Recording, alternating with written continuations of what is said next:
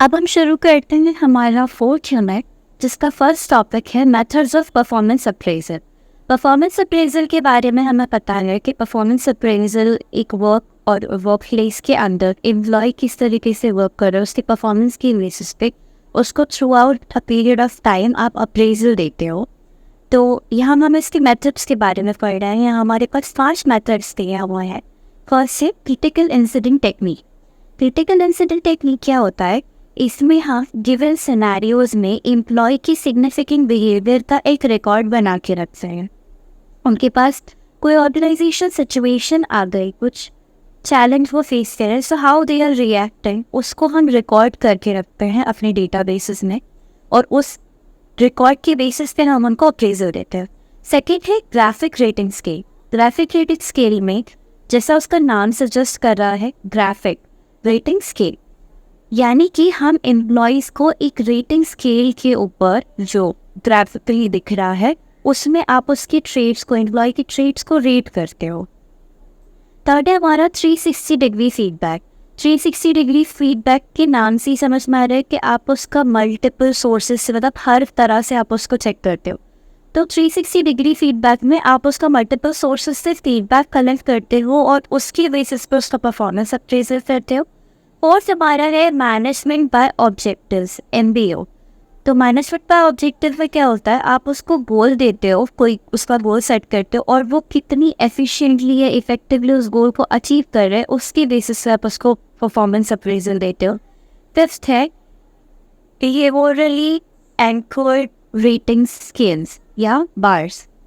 इसमें आप क्या देखते हो? CIT और GRS को मिला के, यानी कि क्रिटिकल इंसिडेंट टेक्निक और ग्राफिक रेटिंग स्केल्स को मिलाकर, उसके सारे एलिमेंट्स को मिलाकर आप फिर उसको रिव्यू करते हो और उसके बेसिस पे आप एम्प्लॉय को परफॉर्मेंस अप्रेजल करते हो। नेक्स्ट हमारा टॉपिक है process of performance appraisal. Performance appraisal का क्या प्रोसेस है? तो इसमें हमारे पास 6 पॉइंट्स हैं। Set performance standard. सबसे पहले तो आपको ऐसे स्टैंडर्ड्स बनाने होंगे क्लियर और मेजरेबल, जिनकी बेसिस पर आप अपने एम्प्लॉयज़ को रेट करोगे।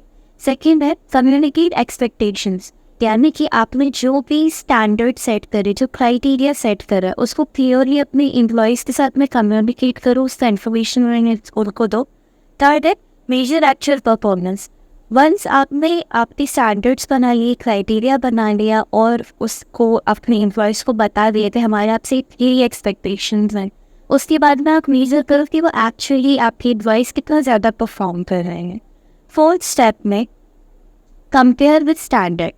उनका जो एक्चुअल परफॉर्मेंस आपने निकाला और जो स्टैंडर्ड्स आपने फर्स्ट स्टेप में बनाए थे उनके साथ में उसकी परफॉर्मेंस को कंपेयर करो, इवैल्यूएट करो। फिफ्थ में डिस्कस अप्रेजल। अब थ्रू आउट द प्रोसेस आपने एम्प्लॉय को जितना भी जज करा, इवैल्यूएट करा, उसका जो भी फीडबैक बन रहा है वो एम्प्लॉय को प्रोवाइड करो। सिक्स में टेक करेक्टिव एक्शंस। अब जहाँ पर भी वो लैक कर रहा है उसके लिए उसको ट्रेनिंग प्रोवाइड करो, डेवलपमेंट प्लान्स प्रोवाइड करो। हम हमारे नेक्स्ट टॉपिक पर आ जाते हैं, merits and demerits of CIT and GRS। CIT and GRS हमने ऊपर पढ़ लिया था, इनके मेरिट्स और डीमेरिट्स क्या हैं। तो CIT जो है वो स्पेसिफिक फीडबैक प्रोवाइड करवाता है, आपके की बिहेवियर पे फोकस करता है। इसकी डिसएडवांटेज ये कि वो टाइम कंज्यूमिंग है और आपके पास day to day data available नहीं होता है। ग्राफिक रेटिंग स्केल्स का मेरिट है, ग्राफिक रेटिंग स्केल्स जो है वो बहुत ईजी होता है यूज़ करने के लिए और वहाँ पर आपको क्वांटिटेटिव डाटा मिल जाता है। डीमेरिट क्या है? बहुत सब्जेक्टिव होता है और इसमें भी एक डिसएडवांटेज आपको ये है कि आप ओवरऑल परफॉर्मेंस तो नहीं चेक कर सकते। Significance of performance appraisal in educational institution. हमें पता है परफॉर्मेंस अप्रेजल क्या है, क्यों है, किस लिए, पर इसका एजुकेशनल इंस्टीट्यूशन में क्या रिक्वायरमेंट है, क्या सिग्निफिकेंस है? तो सिग्निफिकेंस इसका इन्हांसेस टीचिंग क्वालिटी, पढ़ाने की क्वालिटी को इम्प्रूव करता है। Identifies training needs, foster professional development. इसका परफॉर्मेंस अप्रेजल का मेन जो बेनिफिट होता है या सिग्निफिकेंस होता है वो यही होता है कि जब आप एम्प्लॉय की एफर्ट्स को जो वो डाल रहा है काम के अंदर, उसको जब आप एड्रेस करते हो और उसकी तारीफ़ करते हो, उसको कोई प्रॉपर फीडबैक प्रोवाइड करते हो, तो उसके काम की क्वालिटी बढ़ती है। तो यहाँ पर भी ये चीज़ हो रहा है कि टीचिंग की क्वालिटी बढ़ेगी। मेकिंग इट इफेक्टिव, आप इसको इफेक्टिव कैसे बना सकते हो? जब हमने ऊपर प्रोसेस पढ़ा सेम वैसे ही आएगा। आप क्राइटेरिया सेट करो, रेगुलर फीडबैक्स दो, पेयर रिव्यू इन्वॉल्व करो, ग्रुप डिस्कशंस करो उसके बारे में। अब हम आ जाते हैं हमारे नेक्स्ट टॉपिक पे, errors in performance appraisal by supervisors. Supervisors से गलतियाँ क्या हो जाती हैं? तो सबसे कॉमन एरर्स हम पढ़ लेते हैं। हालो इफेक्ट, यानी कि ज़रूरी नहीं है कि वो आपकी हर चीज़ को वैलिडेट करे, वो एक आपका ओवरऑल परफॉर्मेंस देखेंगे कि हाँ ये ओवरऑल कैसे कर रहा है, that's halo effect.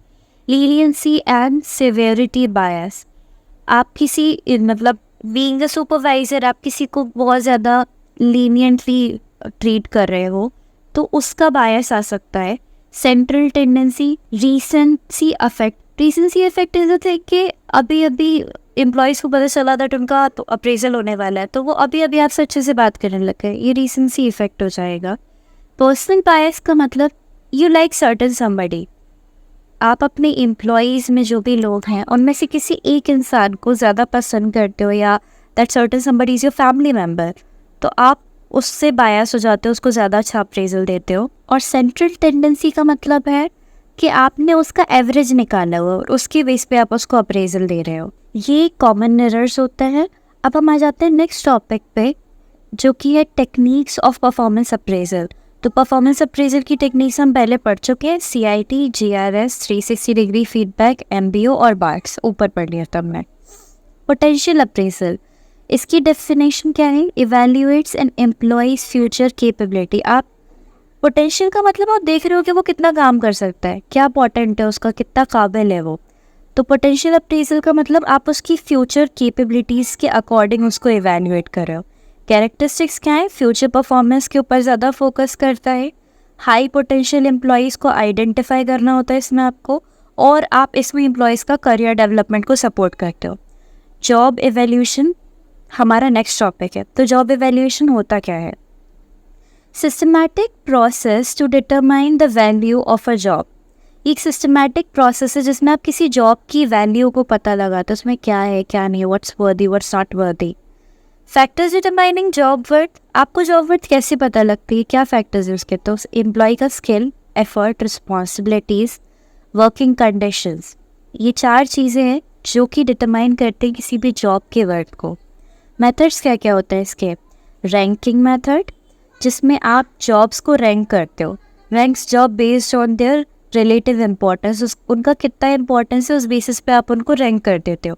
Classification method, groups jobs into categories, जिसमें आप जॉब्स को अलग अलग कैटेगरीज में क्लासीफाई कर देते हो। Point factor method, assigns points based on job factors, job factors को आप पॉइंट्स में बना देते हो कि इसमें ये भी चीज़ है, ये भी चीज़ है, ये भी चीज़ है, और उसके बेसिस पे आप जॉब को एवेल्युएट कर रहे हो। फोर्थ है आपका factor comparison method. Factor comparison method क्या होता है? कंपेयर्स जॉब्स बाय की फैक्टर्स, जो भी उस जॉब में की फैक्टर्स, जो की रिस्पॉन्सिबिलिटीज़ आने वाली, उनके बेसिस पे आप उसको कंपेयर कर दे रहे हो। इसके एडवांटेजेस क्या हैं? Ensures internal equity, equality maintain रहती है, फेयरनेस मेंटेन रहती है इससे। Aids in designing fair compensation system, आप फेयर यानी कि सही कंपनसेशन सिस्टम्स बना पाते हो। लिमिटेशन क्या है? टाइम कंज्यूमिंग प्रोसेस है और बहुत सब्जेक्टिव है। Essential elements of a good wage system, ये हमारा नेक्स्ट टॉपिक है। वेज हमें पता है इट्स अ सैलरी, ठीक है। तो गुड वेज सिस्टम की एसेंशियल एलिमेंट्स क्या हैं? फेयरनेस, ठीक है, equity, motivation, compliance with law, lawful होना चाहिए, मोटिवेशन होना चाहिए, इक्विटी होनी चाहिए और फेयरनेस होनी चाहिए भाई। Merits and demerits of peace rate and time rate system, ये 2 सिस्टम्स के बारे में बात हो रही है यहाँ पे। पीस रेट और टाइम रेट सिस्टम है, इनके मेरिट्स और डीमेरिट्स हमें बताने। पीस रेट सिस्टम क्या मेरिट क्या है? Incentives productivity. पीस रेट मतलब पर पीस आपको रेट मिल रहा है, टाइम रेट मतलब कितना टाइम आप दे रहे हो उसके अकॉर्डिंगली आपको पैसा मिल रहा है। तो इसका मेरिट क्या हो जाएगा पीस रेट सिस्टम का? आपको आपकी प्रोडक्टिविटी, आपके काम के बेसिस पे कितना आपने करके दिया उसके बेसिस पे मिलेगा, और इसको मेजर करना बहुत ईजी होता है।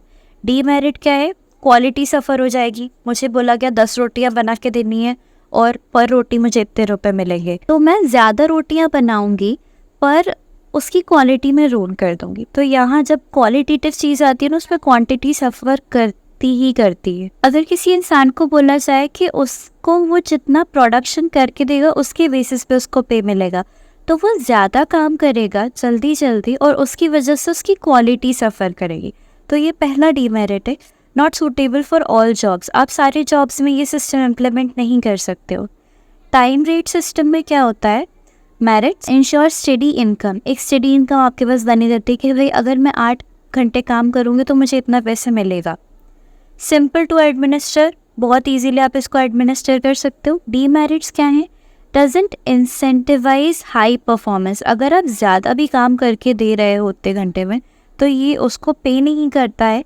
Can lead to time wastage, इसमें टाइम वेस्टेज भी बहुत हो सकता है। Differentiate between time and piece rate compensation.